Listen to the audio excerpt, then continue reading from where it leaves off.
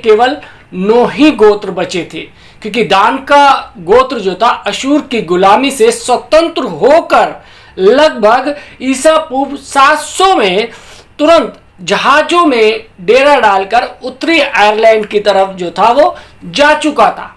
5 शताब्दियों तक यहाँ रहने के बाद ईसा पूर्व 200 के बीच करीब स्कूतियों ने इजराइलियों को पश्चिम दिशा की ओर जो था वो कूच करना पड़ा। परंतु प्रश्न अब हमारे सामने यह उठता है कि जो स्कूती यानी कि जो इजरायली थे, जो 9 गोत्र बचे थे, उत्तर पश्चिम दिशा में जाकर कहां बसे थे। यदि हम देखें तो इजरायलियों की एक नई भूमि की स्थिति को स्पष्ट करते हुए यशाया नबी कहता है कि हे दीपो मेरी ओर कान लगाओ। यदि हम देखें 49 की पहली आयत में यशाया कहता है कि हे दीपो मेरी ओर कान लगाओ।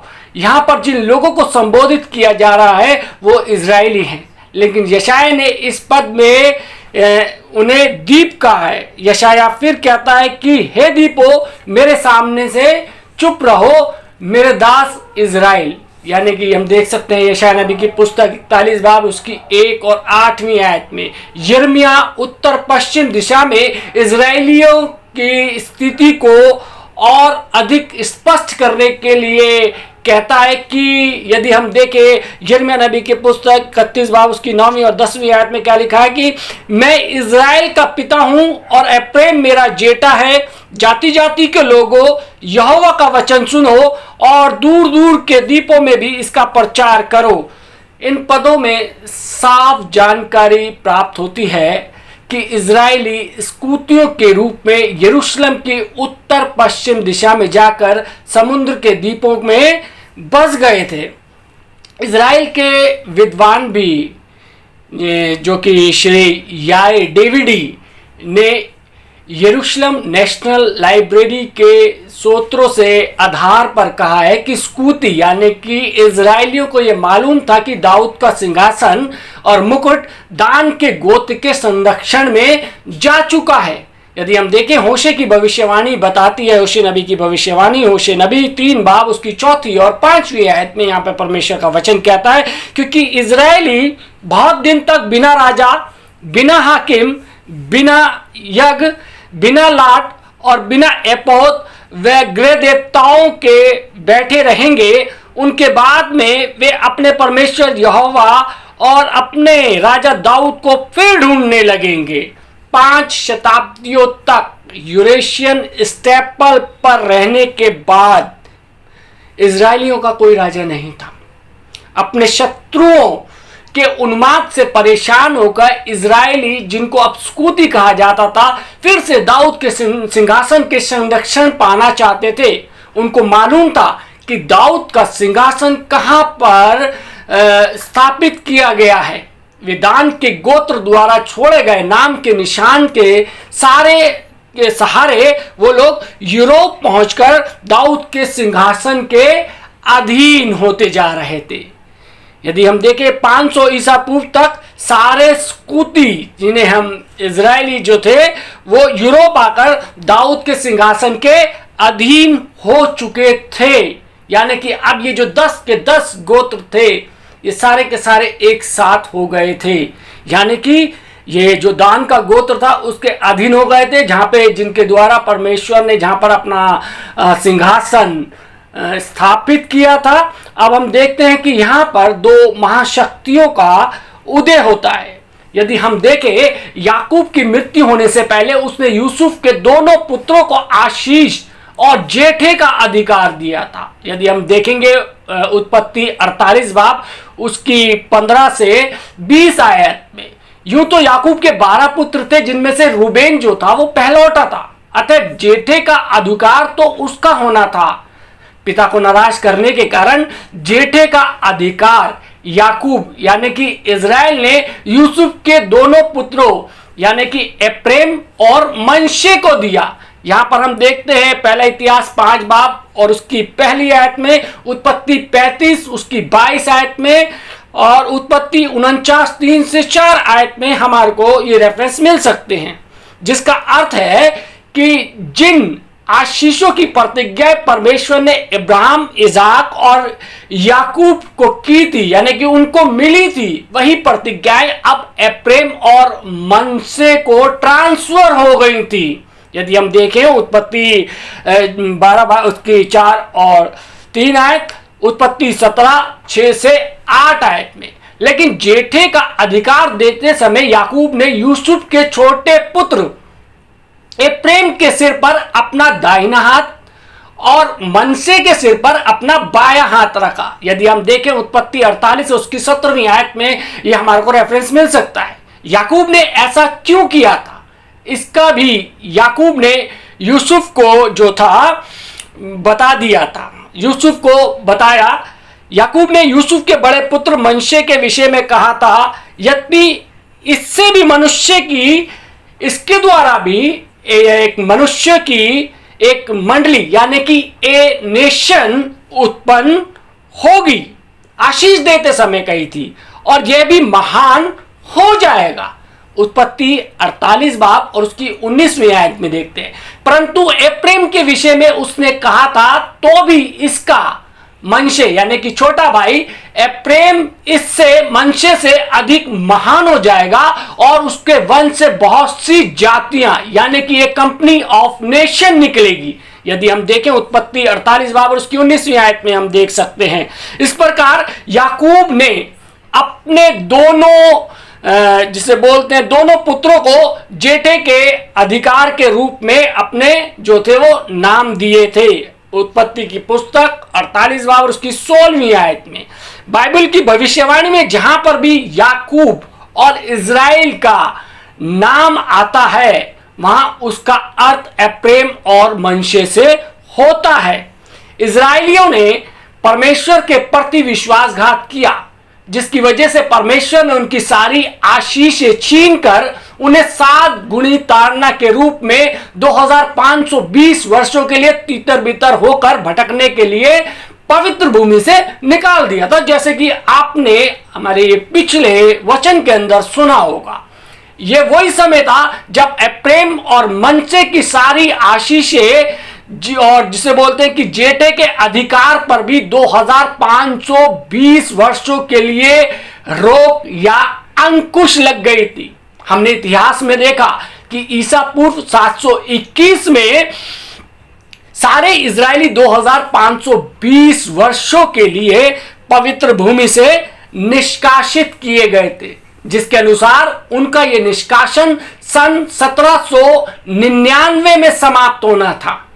दूसरे शब्दों में एप्रैम और मनश्शे की आशीषों का प्रारंभ सन 1800 से होना था। हमने इतिहास के द्वारा यह भी जाना कि किस तरीके से दाऊद का सिंहासन इंग्लैंड में जाके स्थापित हुआ और आज वर्तमान समय में भी, और उसका जो सिंहासन है वो शाही परिवार देखे हम हमारे इंग्लैंड के शाही परिवार जो है उसके ऊपर विराजमान है। हमने यहां पर देखा है कि निष्कासित इजरायली किसी रीति से स्कूतियों के रूप में ब्रिटेन के जो द्वीप थे, टापू थे, उनमें आकर बस गए थे। इजरायली यूरोप में आके ग्रेट ब्रिटेन के रूप में और दाऊद के सिंहासन की अधीनता में एक पृथक राष्ट्र या राज्य बन गए थे। 16वीं शताब्दी में ब्रिटेन के उपनिवेशों ने उत्तरी अमेरिका, ऑस्ट्रेलिया, न्यूजीलैंड, दक्षिण अफ्रीका में कई बस्तियों को स्थापित किया। धीरे धीरे ब्रिटेन ने उत्तरी अमेरिका पर अपना प्रभुत्व कायम कर लिया। इतिहास बताता है कि ब्रिटेन से बड़ी संख्या में लोग जाकर अमेरिका में जो थे वो लोग बस गए थे। ये वही लोग थे जो मूल जातियों को दबाकर ये स्वयं वहां पर शासन करने लगे थे। अमेरिका में बस चुके लोग मुख्यतः जो थे वो यूरोप वंशी ही थे। परंतु सन 1789 में अमेरिका के उपनिवेशों ने ब्रिटेन के आधिपत्य को अस्वीकार करते हुए अपनी स्वतंत्रता का ऐलान कर दिया था। इस प्रकार अमेरिका ब्रिटेन से अलग होकर स्वयं एक पृथक देश यानी कि ए नेशन बन गया। इस तरीके से उसने याकूब की भविष्यवाणी को पूरा किया था कि मनशे और एप्रेम अलग अलग हो जाएंगे, अर्थात जो मनशे अमेरिका एक महान देश बन जाएगा और एप्रेम ब्रिटेन देश की मंडली बन जाएगा। उत्पत्ति 48 बाब उसकी 16 और उसकी 19वीं आयत में हम देख सकते हैं। सन 1799 में इजरायलियों पर बड़े शाप का अंतिम जो था वो वर्ष था। हम देखें कि वास्तव में सन 1800 से पहले ब्रिटेन और अमेरिका पृथ्वी के देशों में बहुत छोटे और अमहत्वपूर्ण देश थे। कोई नहीं जानता था इतना। सन 1800 के शुरू होते ही ब्रिटेन और अमेरिका की शक्तियों का जो था वो विस्तार शुरू हो गया, यानी कि जो उनके ऊपर जो श्राप था वो श्राप जो था वो समाप्त हो गया था। 1799 तक वो श्राप था, लेकिन 18वीं सदी में जैसे ही इन्होंने अमेरिका और ब्रिटेन ने एंटर किया तो ब्रिटेन ने दाऊद के सिंहासन के द्वारा कॉमनवेल्थ ऑफ नेशन की स्थापना की।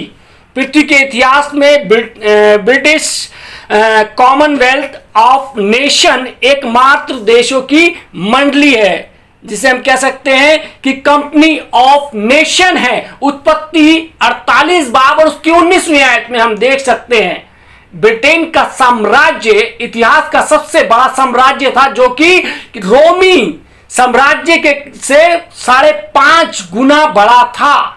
दूसरी ओर अमेरिका भी अपनी सीमाओं का विस्तार समुद्र से समुद्र तक कर चुका था। परमेश्वर ने इब्राहिम को यह आशीष दी थी कि तेरा वंश अपने शत्रुओं के फाटक यानी कि एक गेट का अधिकारी होगा।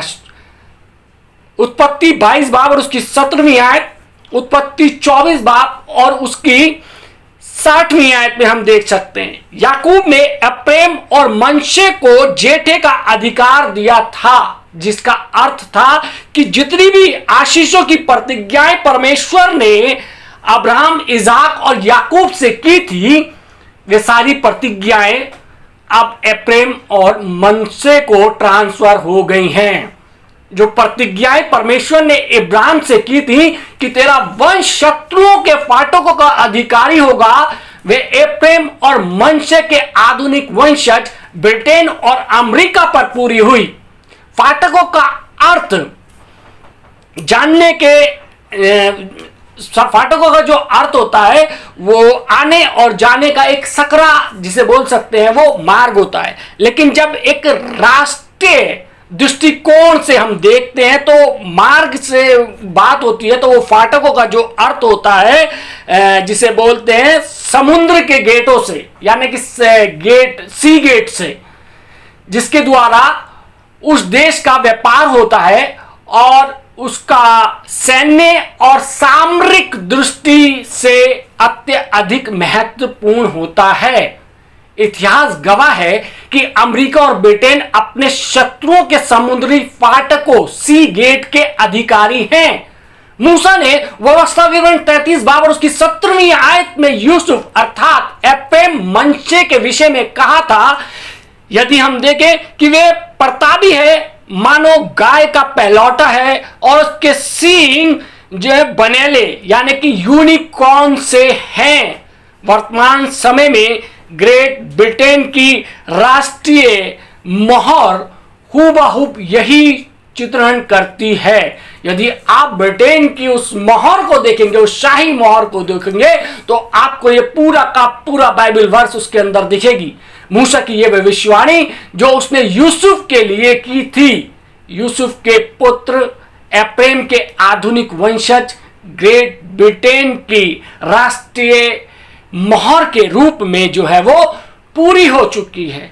हाँ मेरे अजीजों, आज हमने देखा कि किस तरीके से परमेश्वर ने अपने लोगों को बचाया, यानी कि जो शाप उनके जीवन पर आया था इजरायलियों के जीवन के ऊपर, तो क्या था वो शाप जो था वो 18वीं शताब्दी में 1799 में वो समाप्त हो गया और 18वीं शताब्दी के अंदर, एक नए विश्व के अंदर हम देखते हैं कि ये दो सुपर पावर निकलकर आई, और यही कारण था कि परमेश्वर की आशीषों का आना इनके जीवन में प्रारंभ हो गया।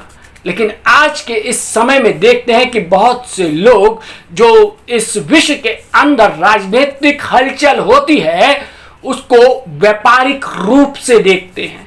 लेकिन हमने बाइबल के अनुसार देखा कि ये किस लिए ये जो पूरी की पूरी हलचल हुई, जो ये पूरी उथल पुथल हुई, क्यों हुई, कैसे हुई, ये सब चीजें मेरे अजीजों हमारे को और ज्यादा प्रेरित करती है कि हम परमेश्वर के और ज्यादा वचन के अंदर पढ़ें, क्योंकि वचन के अंदर बहुत सी गुण बातें हैं जो हम नहीं समझ पाते हैं। आज के इस दौर के अंदर हम संसारिक दृष्टिकोण से देखते हैं। यदि हम परमेश्वरीय, जिसे बोलते हैं कि ईश्वरीय दृष्टिकोण से देखें, तो हमारे को ये जो सारा घटनाक्रम इस संसार में होता है वो सब कुछ समझ में आ जाएगा। हाँ मेरे अजीजों, ये जो कुछ भी है, परमेश्वर ऐसा नहीं है कि वादा करके भूल जाए। उसने अब्राहम, इसहाक और याकूब को जो वाचा बांधी थी, जो उसने आशीष दी थी, वो आशीष आज भी पूरी हो रही है। बेशक वो आशीष 2,500 साल के लिए रुक गई थी। क्यों? उसका भी कारण था कि इन लोगों ने, इज़राइलियों ने परमेश्वर के वचन के विरुद्ध चले थे, इसलिए परमेश्वर की आशीषों का आना इनके जीवन में रुक गया। लेकिन मेरे अजीजों, परमेश्वर दयालु परमेश्वर है, वो अपनी वाचाओं को नहीं भूलता। इंसान भूल जाता है अपनी वाचाओं को, अपने किए हुए वादों को इंसान भूल जाता है, लेकिन परमेश्वर नहीं भूलता। और यही कारण है कि आज के इस युग में भी परमेश्वर की हर एक वो योजना आज भी पूरी हो रही है। परमेश्वर आप सबको आशीष दे, आमीन। आइए हम दुआ मांगे।